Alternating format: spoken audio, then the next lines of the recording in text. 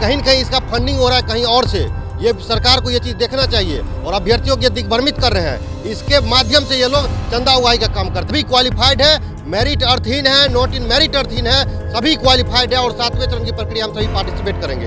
इनको मिल करके 7 चरण का नोटिफिकेशन का मांग करना चाहिए। तो ये लोग बेवजह वहाँ से पद यात्रा शुरू कर रहे हैं। अगर आंदोलन करना है, एक साथ मिल के करना है तो पटना में करिए, क्योंकि ये शासन प्रशासन के लोग पटना में रहते हैं। पटना सचिवालय यहाँ पे है, मुख्यमंत्री जी का आवास यहाँ पे है, शिक्षा मंत्री यहाँ बैठते हैं, तमाम जितने भी शासन प्रशासन के लोग हैं पटना में बैठ। वीडियो बना करके आप चंदा मांग कर रहे हैं। आप क्या कर रहे हैं? ये तो अभ्यर्थियों को गुमराह करने का काम करे, ठगने का काम किया जा रहा है। तो हमारा मांग है, आप अभ्यर्थियों से आप अपने विवेक का प्रयोग करिए, गुमराह मत होइए और 80,402 की नियुक्ति और विलंब पक्की होनी चाहिए, ये मांग करिए। नमस्कार, आप देख रहे हैं रिपब्लिकन न्यूज ब्रजेश कुमार के साथ। अब स्टेट 2019 और क्वालिफाइव जो हैं वो फिर से 2 खेमे बढ़ते नज़र आ रहे हैं। जहां एक तरफ के जो स्टेट जो मेरिट में है 2019 के, वो अब जो चंपारण की धरती से सत्याग्रह करके पटना पहुंचेंगे। लेकिन अब एक और दूसरी बार है कि ये लोग फिर से अब अलग नज़र आ रहे हैं। क्या लग रहा है चंपारण सत्याग्रह जो शुरू होने वाला है शिक्षक अभ्यर्थी के लिए, उसमें आप शामिल होंगे? सबसे पहले तो आपको बहुत बहुत धन्यवाद देते हैं कि आप हमारी आवाज़ों को उठा रहे हैं। देखिए, ये चंपारण से जो कुछ लोग यात्रा शुरू कर रहे हैं, इसमें सभी अभ्यर्थी का सहमति नहीं है। इसमें 3-4 लोग ही है।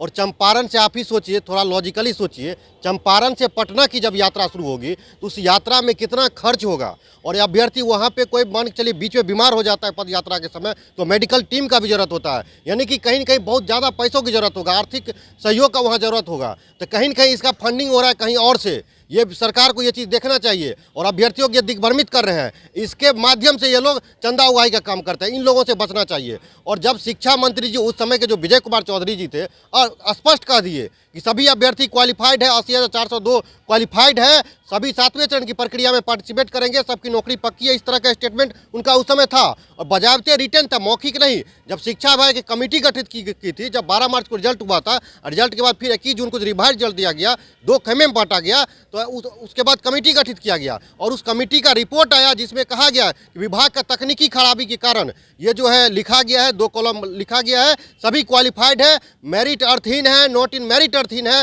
सभी क्वालिफाइड है और 7वें चरण की प्रक्रिया हम सभी पार्टिसिपेट करेंगे। इनको मिल करके 7 चरण का नोटिफिकेशन का मांग करना चाहिए। तो ये लोग बेवजह वहाँ से पद यात्रा शुरू कर रहे हैं। अगर आंदोलन करना है, एक साथ मिल के करना है तो पटना में करिए, क्योंकि ये शासन प्रशासन के लोग पटना में रहते हैं। पटना सचिवालय यहाँ पे है, मुख्यमंत्री जी का आवास यहाँ पे है, शिक्षा मंत्री यहाँ बैठते हैं, तमाम जितने भी शासन प्रशासन के लोग हैं पटना में बैठते हैं। इसलिए आपका मोती यहाँ चंपारण से शुरू करने का यात्रा ये कोई औचित्य ही नहीं है। ये गरीब अभ्यर्थी STT क्वालिफाई है। अब समझ लीजिए 2019 से ये 2023 आ गया है, अभी तक वो किसी तरह अपना ज़िंदगी गुजर बसर कर रहे हैं। उनसे आप अभी वीडियो बना करके आप चंदा मांग कर रहे हैं। आप क्या कर रहे हैं? ये तो अभ्यर्थियों को गुमराह करने का काम करे, ठगने का काम किया जा रहा है। तो हमारा मांग है, आप अभ्यर्थियों से आप अपने विवेक का प्रयोग करिए, गुमराह मत होइए और 80,402 की नियुक्ति और विलंब पक्की होनी चाहिए, ये मांग करिए।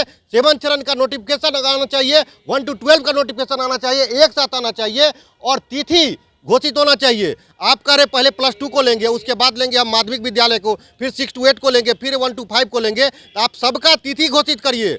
आपको जैसे बहाली लेना है, लेकिन तिथि घोषित करिए। और 24 तारीख को जो ये कह रहे हैं जो कैबिनेट में हम नियमावली लाएंगे, तो हमारा शिक्षा मंत्री जी से आग्रह है, इस 24 तारीख को आप एकदम आप नियमावली लाइए ही। लेकिन STT 19 और सीटेट जितने भी क्वालिफाइड अभ्यर्थी है, सबको ध्यान में रख करके नियमावली लाइए। किसी को दिक्कत नहीं होना चाहिए, एक पक्षपात नहीं करिएगा, ये हमारा सभी अभ्यर्थी का आग्रह है। अगर नियमावली में पक्षपात हुआ, 80,402 को इग्नोर किया गया, सबकी नौकरी पक्की नहीं होगी, तो समझ लीजिए वो जो हम लोग 21 जून 2021 को जो पटना की सड़कों पर उतरे थे, उससे भी विशाल यहाँ पे संख्या रहेगा अभ्यर्थी का। तो हमारा शिक्षा मंत्री से आग्रह है, कैबिनेट में आप नियमावली लाइए और साथ साथ जो 7 चरण का नोटिफिकेशन है उसका भी नोटिफिकेशन दीजिए, क्योंकि बहुत हो गया। आप लोग जब हम लोग को बहुत ठगे, इससे पूर्व में जो शिक्षा मंत्री थे वो भी ठगने का काम किए और वर्तमान में आप भी ठगने का काम कर रहे हैं। तो ठगना बंद करिए। और तेजस्वी जी से भी आग्रह करेंगे, आप युवा आइकॉन है, युवा की बात करते हैं, अगर सच में युवा की बात करते हैं तो 24 तारीख को नियमावली लाइए कैबिनेट में और नोटिफिकेशन दीजिए। और नहीं दीजिएगा तो पूरा बजट सत्र आपका 1 महीना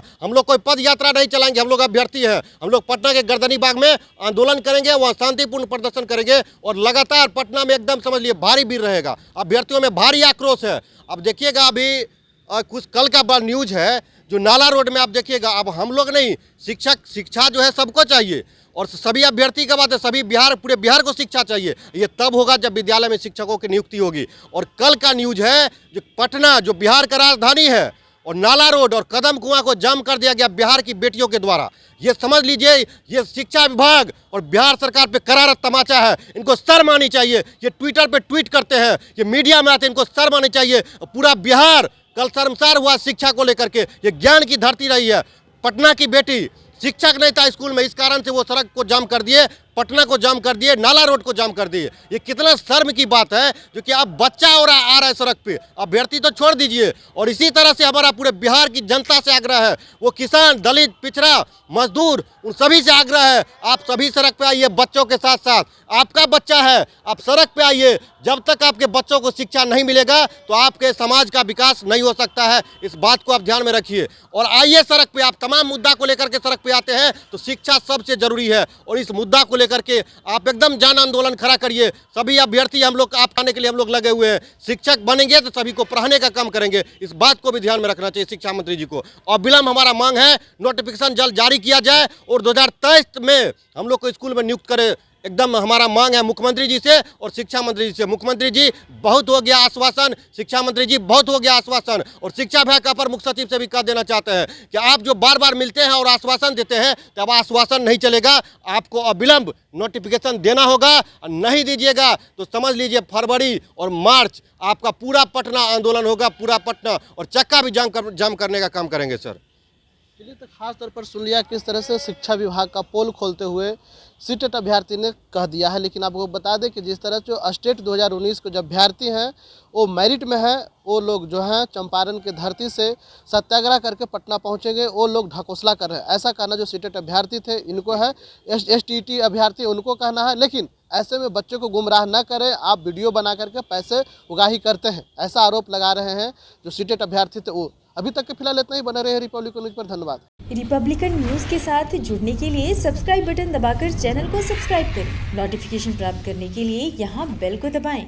वीडियो अच्छा लगे तो लाइक करें और दोस्तों के साथ शेयर करना ना भूलें।